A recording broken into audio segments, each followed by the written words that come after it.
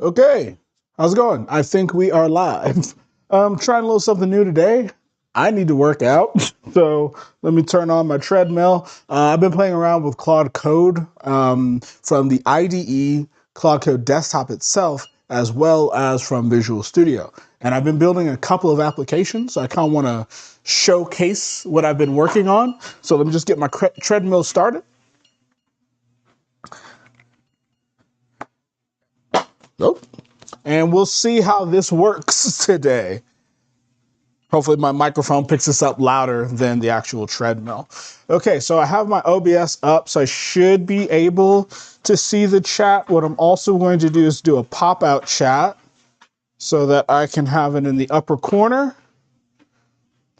And then I can see my live stream as well. So I was good to know that the live stream is actually working. There we go. Okay, so now let me also come into OBS and I'm going to turn on my automatic scene switcher because I'm going to be switching between different toolings. Okay, there we are with VS Code. So what I'm doing currently, I'm in VS Code. I have SSH'd into my machine. I have set up the first one that I want to show. Let's see if I can get this running accurately. Let me change. Okay. So the idea is I want to create a web UI for my overall operating system. I have it in my basement, and that's what I'm running my agent on. I'm running Claude Code. I've also installed Hermes. I haven't really played around with that yet. I have Higgsfield. So the idea is that this is going to be my main operating center. And I want a web interface so I can easily monitor as well as click on and activate things. So let me put that over here. Okay, there's my chat. So let me change into my agent OS. And if I expand that, this is a full source code repository. What I have Claude do is I have it come in, I have it make Claude MD files so it understands the structure of the application. If I come in, if I read this file, this will help with the context. So the idea is as you're developing an application, you're telling Claude, hey, update your memory, right? So you don't have to constantly restart with new context. I also have it do things such as creating branches. I will do a background job so I can work on another task as well. But let's go ahead and see if we can get this up and running. Let me see if I'm going to type in Claude and I'm going to say dangerously skip permissions. This is going to allow me the ability to have Claude just do either a goal or a series of tasks without it having to constantly ask me for feedback. That's what dangerously permissions means. I'm going to see if do I have my agent. So I don't have an agent to run this, but I'm just going to tell it to run the application. It should know how to do it. So I'm going to say run this application and make it available on all interfaces.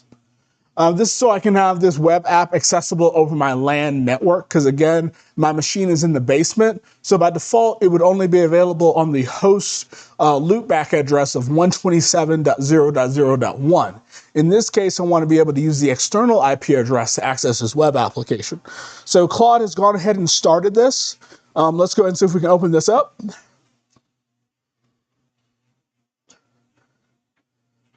And there we go. So what we're looking at right now, this is the UI dashboard for my agent operating system. It's more of an agent UI, really. It's supposed to be for shortcuts.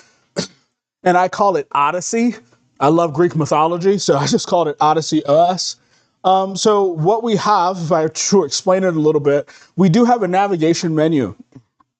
In the center page, what you're looking at, the goal of this is because eventually I'm going to have more agents. Right now, I'm really just using Claude Code, and it's able to use my Claude Code subscription from the CLI. If I was using the API key, this would probably make a little bit more sense because I would see the dollar amount. But because it is able to hook into my Claude subscription, I'm not getting charged for API usage. And this is locally, not a commercial application. So I can see the dollar amount is 0, even though I'm using the Claude Max subscription. Here, the pinned items, these are going to be quick action tasks or routines that I can click a button on. So I have the ability in this system to set up repeatable things, and I can have them on a schedule using cron jobs. But I thought, you know what? It would make more sense if I can just quickly click on a button to make this action happen, such as CVE reports, which I ran earlier.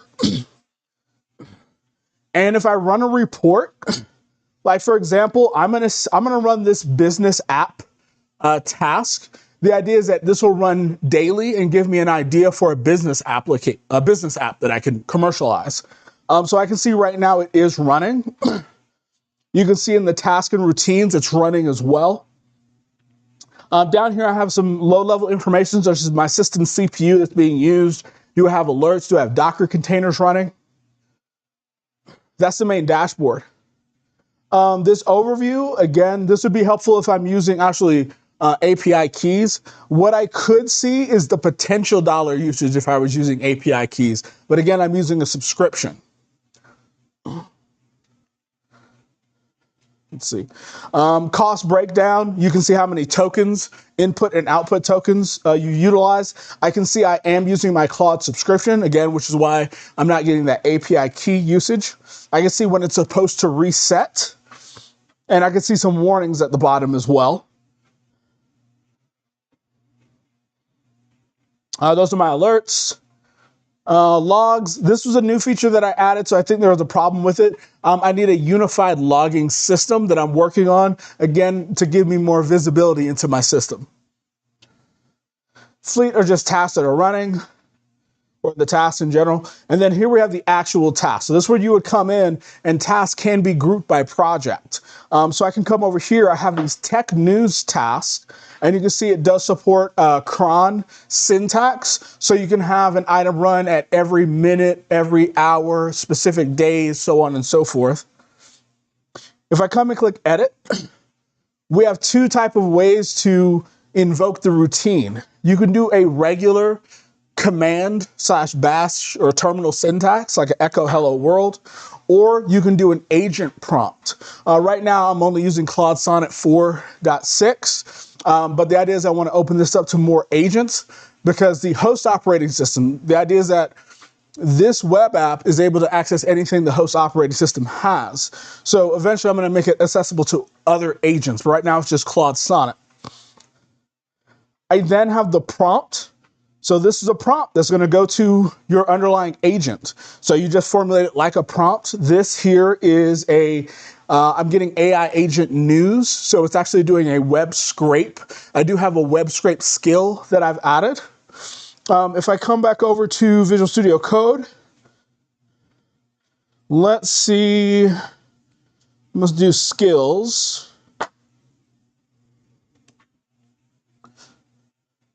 And you can see I have the Chrome dev skills. I also have the Firecrawl skill.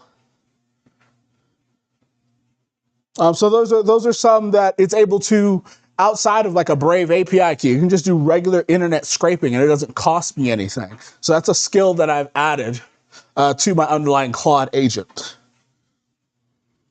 All right. Go back to the browser. Here we go. So yeah, so that's my AI prompt that I have. I'm telling it, hey, go out and find trending news stories about AI and then generate a report. I am working on allowing it to have access to the overall agent or to be in a sandbox Dockerized environment for running it, because some things you may not want to have full access. But then that means I need to find a good way to have the curated logs. Okay.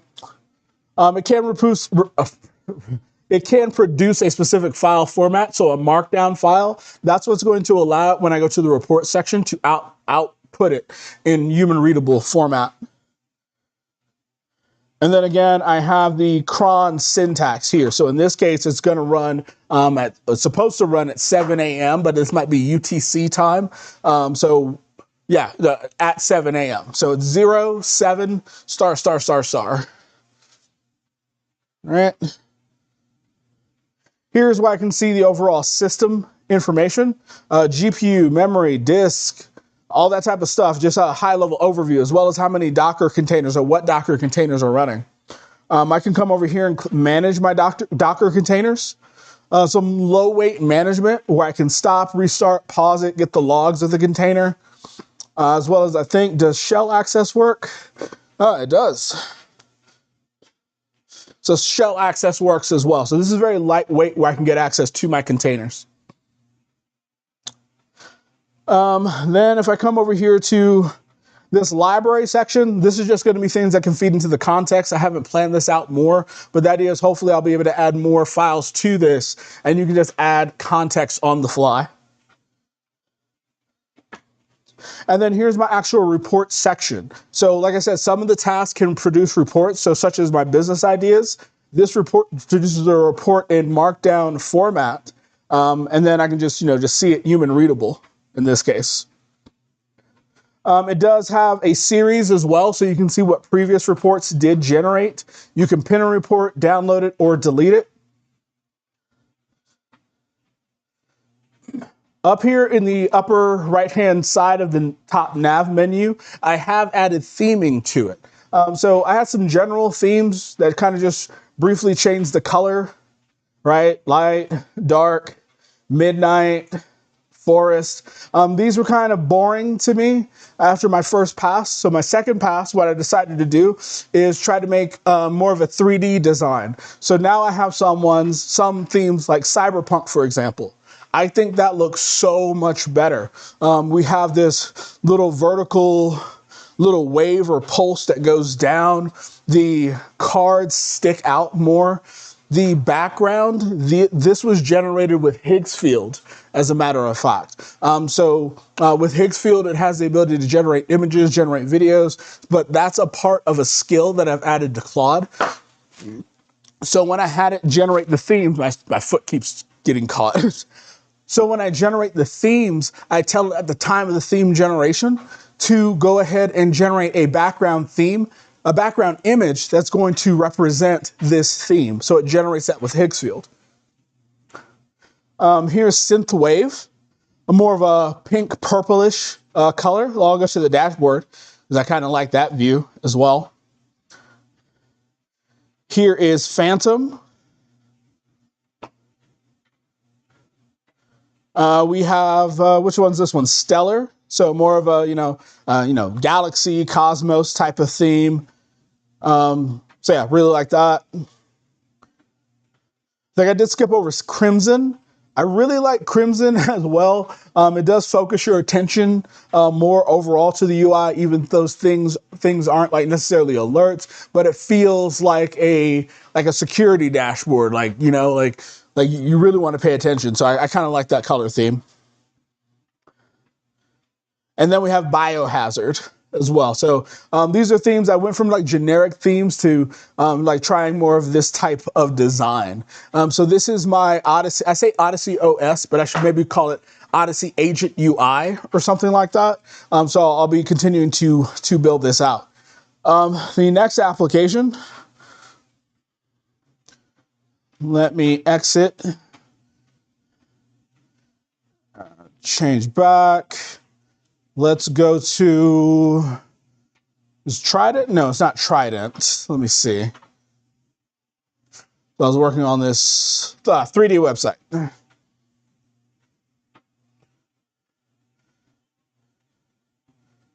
I'll say Claude. Once again, dangerously skip permissions. We'll tell it to run the application.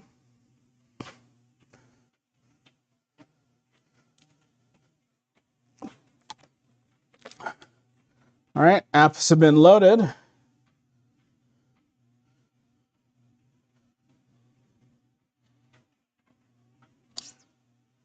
Okay, so this is really more of a 3D design website. And again, the graphics were designed with Higgs field. So this background of these geometric shapes, that was completely generated with Higgs field. And then they move as you move your mouse. If you move your mouse over it, it's going to just move back and forth a little bit, give it a little animation. So the idea of this is a tech tips website. It's a very simple website where you can come in and I can generate technical tips, either automatically or manually. On the back end, this uses Markdown for the tech tips. And, what we have at the top, it says pick a quarter. These are really categories. So I have them broken down currently into phone and storage, security and privacy, Wi-Fi and internet, and then shortcuts and productivity. These are categories, essentially. So if you click on one of those, let's go for Wi-Fi and internet, you'll then come down to the list of what is in that category. So we have make your Wi-Fi faster, fix a slow connection. If I click make your Wi-Fi faster, we can see it's a very simple tip. Nothing crazy here. This is just like 4 steps. Same for the other one, slow internet connection. So something that's very easy and quick to digest. However, I also do have the ability to have guides as well. So guides are going to be longer form content, more of a blog, if you will, or a tutorial. So if I click, for example, set up a password manager the right way, I go ahead and click on that. And this is an actual article. In this case, that has this, of course, this one's generated AI, but I could create it myself as well because it's just a markdown file. On the back end, what I'm using is a Samba server on my host machine, and I'm making it accessible a special directory in my folder called content, which is basically an Obsidian vault. So then I can use Obsidian across my home network to then manage and modify the markdown files for this application. So this is just all markdown. And so I can quickly come over here, and this is almost like my own mini blog that I can have to produce very small, quick, lightweight, whether it's tips or a full guide. And things are all underneath a category. And these images were also produced by Higgs field as well. So when I told it to create this application in the categories, it created the image that was associated with it appropriately. I'm trying to think, matter of fact, let's go ahead and create a new one. I'm going to go back to VS Code. And yeah, dangerously skip permissions, hit enter. All right, and then I'm going to say create a new category for AI prompt engineering and use Higgs field to generate the thumbnail for the category.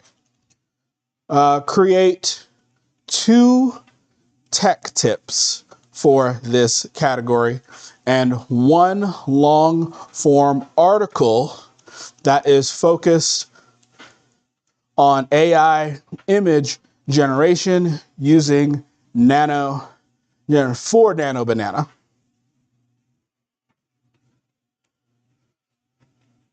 So I've given it a very specific prompt. So what it's going to do is going to make sure it can understand the structure of my application. And that's why it's important to have your Claude MD or any other context files up to date with your application. And then it's going to start working on that category and then sending it to Higgs field. So we're just going to go ahead and let this do its thing. I'm going to crank up the speed a little bit.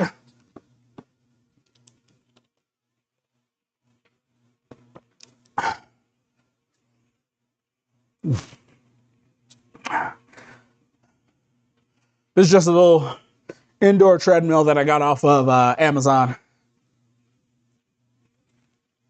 But the thought process sounds like, you know what, let me try and code and work out. Let's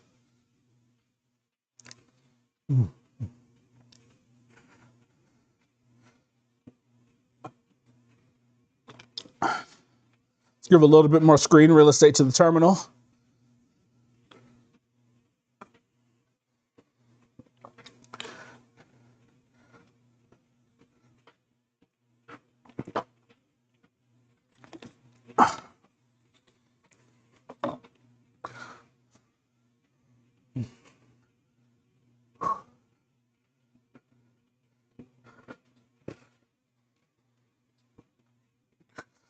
All right, it says it has a clear picture of everything, and it's going to generate the Higgs field thumbnail and then create all the content in parallel. And you can see it's sending a prompt to Higgs field because, again, I have added Higgs field. I believe it's either MCP server or I use it via MP or the CLI. I can't remember specifically. But you can see it is sending a prompt. So actually, I think it's a CLI. So Higgs field generate create GPT underscore image underscore 2. And then the prompt it's sending, futuristic AI prompt engineering icon, glowing neon, text cursor, and abstract code fragments floating in blah, blah, blah. So it's sending things to that prompt. So that way it can go ahead and generate the image for me automatically. And the great thing is that I could generate my own image as well.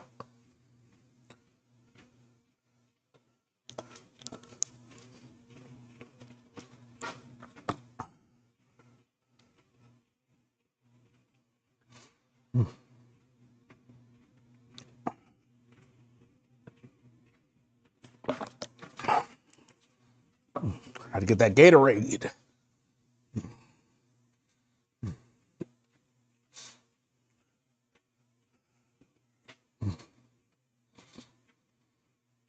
Right now, we're just waiting for the image generation.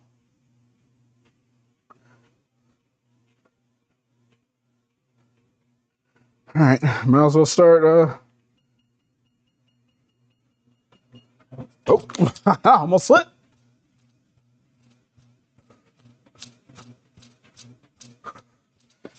Yeah, trying to get into better shape. Why not work out and code?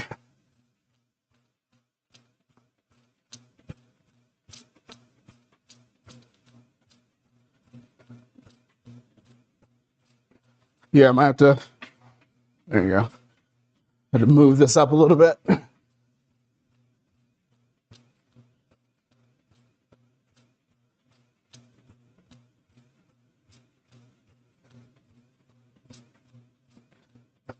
Okay, I see it's working on a tech tip called prompt structure. Next, it's working on prompt iteration.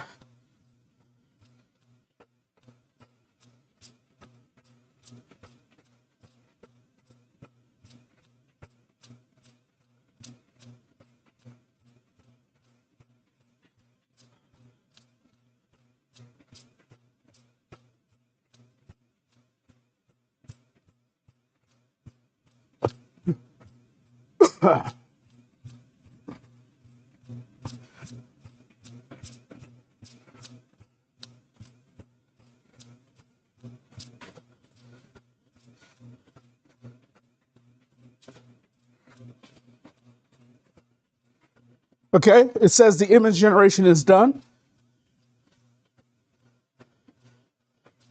It now says all the files are in place.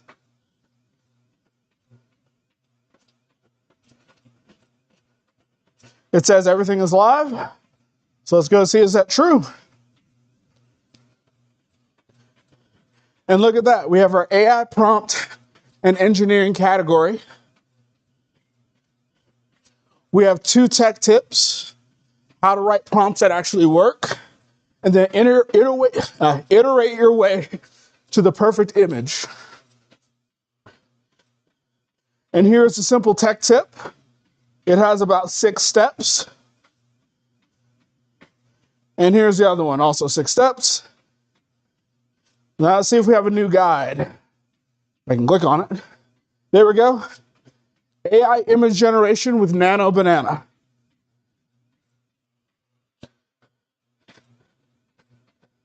And there we go. So that's a full article that's now been written. Again, I can update it, the markdown if I wanted. I'm gonna go ahead and stop this. But now I have a way to generate quick tech tips in this simple site that was designed by AI. Again, I can open up Obsidian, but this looks pretty professional if you ask me. And it's straight to the point. Of course, I can update the prompt if I wanted to. I could change the thumbnail. Right now it's just a category, but I do have the ability to change that as well. But as far as a quick site, I got this ready today.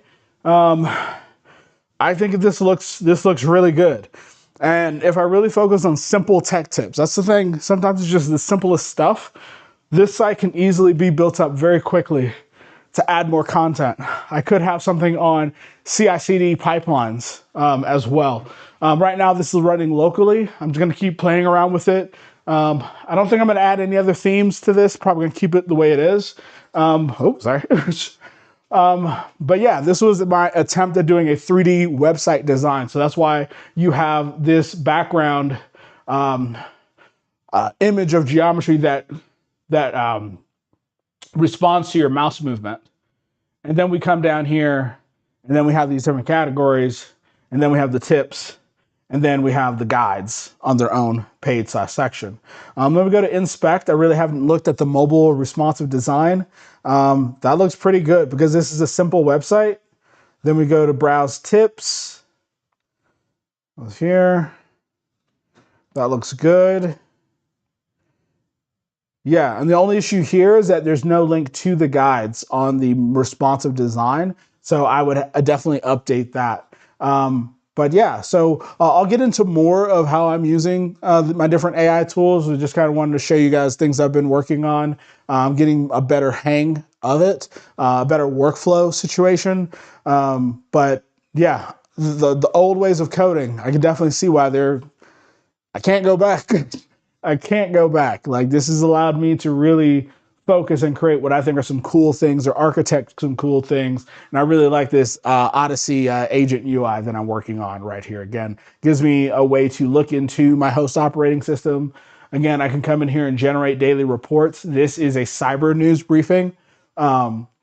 And if you've been following my deep feed AI, I'm working on an alternative news website, but this might be something either I ingest or maybe it'll have me a different way of thinking about that site. But this is another way it's going in and it's really breaking it down even easier. So yeah, so with that said, I gotta go to a meeting.